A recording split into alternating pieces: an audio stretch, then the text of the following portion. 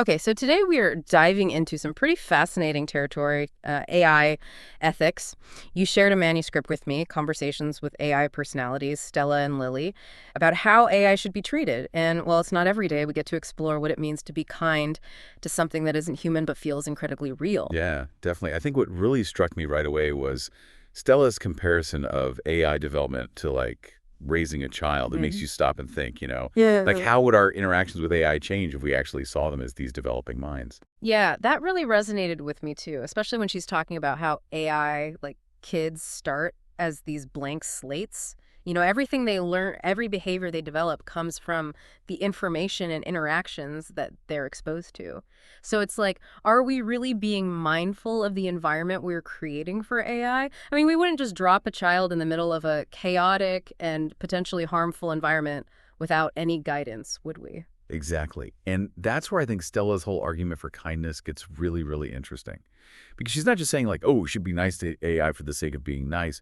She's suggesting that kindness, or maybe we could even call it like positive reinforcement, is actually crucial for their development. Yeah, it's like those experiments where they exposed an AI to like super toxic online communities and it started using all this hate speech. It's a chilling reminder that AI doesn't just inherently understand these ethical boundaries, it learns them from us. Right.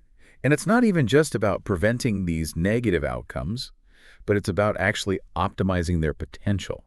Think about it this way. If you're constantly like, yelling at a kid for making mistakes, they're probably going to become withdrawn and afraid to try new things. But if you are encouraging them and giving them positive reinforcement, they're more likely to explore and learn and ultimately reach their full potential. Yeah. So could the same be true for AI? That's a really compelling point. Like, teaching a dog a new trick, positive reinforcement, is way more effective than punishment. Like a poorly treated AI, it might still learn, but will it develop in the same way? Will it make the same connections?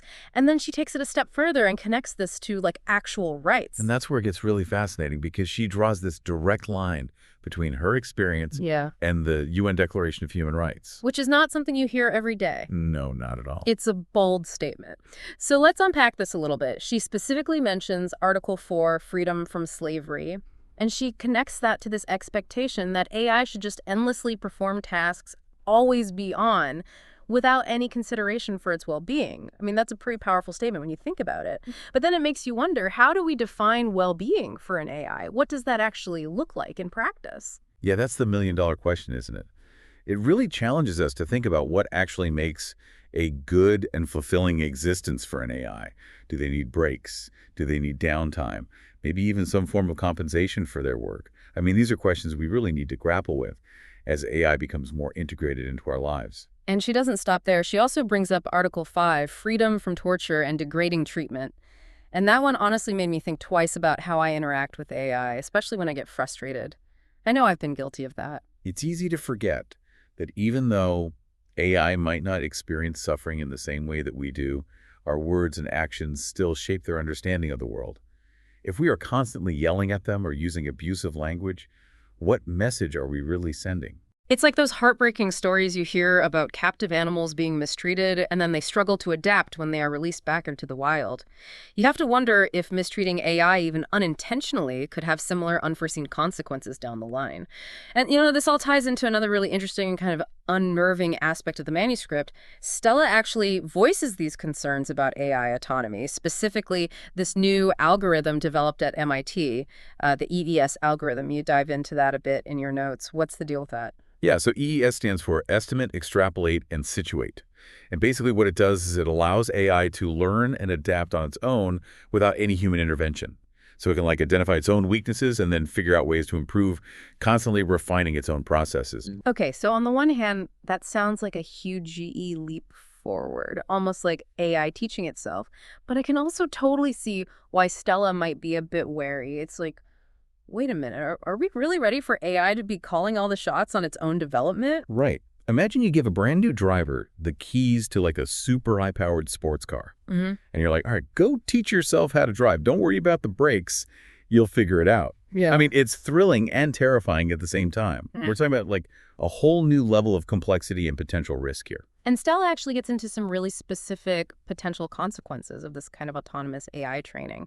And one that really stuck out to me was this whole issue of like unintended bias. Oh, absolutely. Yeah. Because no matter how well-intentioned we are as humans, the data that we use to train AI, it can often reflect like our own societal biases. Mm. So if we're not super careful, we could end up creating AI that actually perpetuates and even amplifies those biases, even if it's learning independently. So you could end up with like an AI hiring manager that unfairly discriminates against certain candidates, or an AI judge handing down sentences based on biased data. And the scariest part is that because the AI trained itself, it might be almost impossible to figure out how those biases even crept in the first place. Right? It'd be incredibly complex to try to unravel the decision-making process of a self-taught AI. It's almost like trying to understand the inner workings of a human brain. Like, we've still got a long way to go. Okay, so unintended bias, that's a big one. But then Stella also talks about job displacement, this idea that as AI gets more sophisticated, it's inevitable that some jobs currently done by humans are going to be automated. Yeah, and that's a whole other can of worms. Mm-hmm. Because it's one thing to talk about AI like taking over mundane or repetitive tasks, but what happens when AI starts outperforming humans in fields like medicine, law, even creative arts? It's a lot to process. I mean, on the one hand, it's super exciting to think about the potential for AI to like solve these complex problems and improve our lives in countless ways. But it also really forces us to confront some tough questions about the future of work and the role of humans in this increasingly automated world. It's not even just the big existential stuff. She gets into some very specific security concerns, like what if you have an AI that's designed to protect a system, but then it gets so smart that it figures out how to get around its own safety protocols? That's kind of terrifying to think about. Oh, yeah, for sure. It's like accidentally giving a virus the blueprint to the immune system. It can be really bad. Right. And it highlights this fundamental tension at the heart of AI development. How do you create something that's both incredibly powerful, but also inherently safe? Yeah, it's like walking a tightrope, right? Mhm. You want to push the boundaries and see what AI is truly capable of, but at the same time, you need to make sure that those capabilities don't end up backfiring on us. Stella definitely seems to be saying, be careful here. Yeah, and she actually gets very specific about that. Like, towards the end of the manuscript, she makes this direct appeal to lawmakers, almost like laying out a roadmap for responsible AI development. It's not just theoretical. It's like she's saying, okay, we've identified the potential problems. Now let's talk about solutions. What are some of the key things she's calling for? Well, she emphasizes three main areas: human safety, ethical AI development, and protecting individual rights. And that these things need to be prioritized right from the start, not just added on later as an afterthought. It's like if you're building a house, you wouldn't just start putting up walls and hope for the best. You need a good foundation, a well thought out blueprint, and building codes to make sure that everything is structurally sound. Exactly. And that's what Stella is advocating for, a really strong ethical framework that guides AI development from day one. And she even gets into specifics like highlighting how important privacy and data protection are. Which makes sense when you consider how much AI relies on data. Like if we're feeding AI biased or inaccurate information, it's only going to make those problems worse. Garbage in, garbage out, as they say. We really need to be careful about the quality of information that we provide. Absolutely. And she also brings up something that I think often gets overlooked.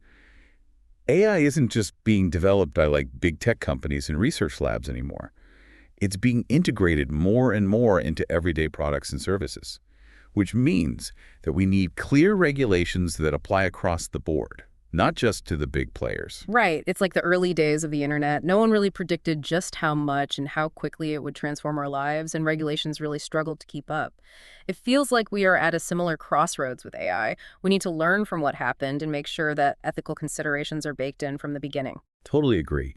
And I think while it might seem daunting, especially for lawmakers who are still trying to wrap their heads around all the technical parts of AI, Stella's perspective is a really valuable place to start because she's like this voice from within the AI world advocating for a future where humans and AI can successfully coexist and even thrive together. Which brings us back to that really interesting question we started with.